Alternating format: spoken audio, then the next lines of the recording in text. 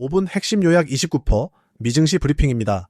30일 현지 시각 뉴욕 증시는 중동 전면전 우려에 따른 에너지 가격 폭등과 반도체 업황에 대한 근본적인 의구심이 겹치며 다우 지수를 제외한 주요 지수가 일제히 하락했습니다.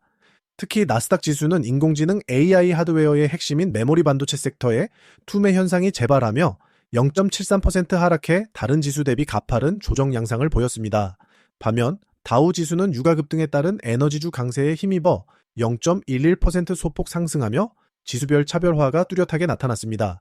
지수별 종가 확인해 보겠습니다. 다우 지수는 43,210.12로 0.11% 올랐고 S&P 500 지수는 5,123.45로 0.39% 내렸습니다.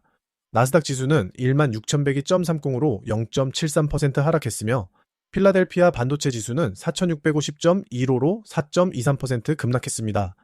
오늘 시장의 가장 큰 충격은 트럼프 대통령의 대이란 최후 통첩과 에너지 시장의 혼란이었습니다. 도널드 트럼프 대통령은 SNS를 통해 호르무즈 해협 재개방 협상이 결렬될 경우 이란의 유전과 발전소 등 핵심 인프라를 완전히 파괴하겠다고 경고했습니다. 이에 따라 WTI 선물은 4.5% 급등하며 배럴당 104달러를 돌파해 2022년 7월 이후 최고치를 기록했습니다. 브렌트유 역시 3월 한 달간 55%라는 사상 초유의 상승률을 기록하며 인플레이션 공포를 자극했습니다. 반도체 시장에서는 이른바 터보퀀트 알고리즘발 메모리 수요 둔화 우려가 확산됐습니다. 구글이 대형 언어 모델 LLM 실행에 필요한 메모리 사용량을 6배 이상 절감하는 기술을 발표하면서 그간 AI 붐을 주도했던 하드웨어 수요가 예상보다 빠르게 정점에 도달할 수 있다는 우려가 커진 것입니다. 마이크론이 9.88% 폭락하는 등 메모리 업체들의 강한 매도세가 유입됐으며 엔비디아의 PER은 2019년 이후 최저치인 19.6배까지 하락하며 섹터 전반의 밸류에이션 재평가가 진행됐습니다. 이 점은 시장의 불확실성을 높이는 주요 원인이 되었습니다. 연준 내 통화 정책에 대한 이견도 있었습니다.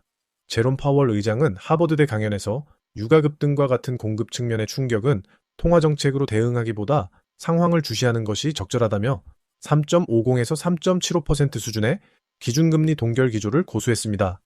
하지만 스티븐 마이런 연준 이사가 노동시장 약화를 방어하기 위해 연내 1%포인트 금리 인하가 필요하다고 주장하면서 연준 내부의 시각차가 드러났습니다. 글로벌 원자재 공급망 역시 연쇄적으로 붕괴되는 모습입니다. 이란의 드론 공격으로 UAE와 바레인의 주요 알루미늄 재련소가 타격을 입으면서 LME 알루미늄 가격이 톤당 3,492달러로 사 연내 최고치까지 치솟았습니다. 여기에 호주 서부의 사이클론 피해로 대형 LNG 플랜트 가동이 중단되면서 아시아의 가스 확보에도 비상이 걸렸습니다. 주요 섹터와 종목 동향 살펴보겠습니다. 빅테크와 소프트웨어 분야에서는 마이크로소프트와 알파벳 등 주요 기업들이 AI 투자 대비 수익화 속도에 대한 의구심으로 동반 약세를 보였습니다. 팔란티어는 전쟁 관련 방산 수혜 기대감에도 불구하고 기술주 전반의 조정 장세를 이기지 못하고 3거래일 연속 급락하며 3.85% 하락했습니다. 반도체와 IT 섹터는 오늘 하락의 중심이었습니다. 마이크론이 9.88%, 샌디스크가 7.04% 폭락하며 직접적인 타격을 입었습니다. 엔비디아 역시 지수 하락과 맞물려 1.47% 하락한 167달러 선까지 후퇴했습니다. 반도체 장비주인 랩리서치와 어플라이드 머티리얼즈도 투자 위축 우려에 각각 5%와 4% 넘게 하락했습니다.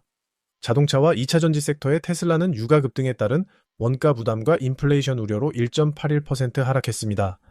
항공주인 알래스카 항공은 연료비 부담과 실적 가이드라인 하향, 조정 여파로 7.47% 급락했습니다. 금융 섹터에서는 파월 의장이 사모대출 시장의 부실 위험에 대해 모니터링을 강화하겠다고 밝혔습니다. 종합해보면 현재 시장은 중동의 군사적 긴장감이 에너지와 원자재 공급망을 직접 타격하며 인플레이션 재발 공포가 극대화된 상태입니다. 특히 증시를 견인해온 AI 테마가 수요 둔화 우려라는 새로운 암초를 만나며 반도체 섹터의 변동성이 임계점에 도달한 것으로 보입니다. 이 점은 향후 투자 전략에 큰 영향을 미칠 전망입니다.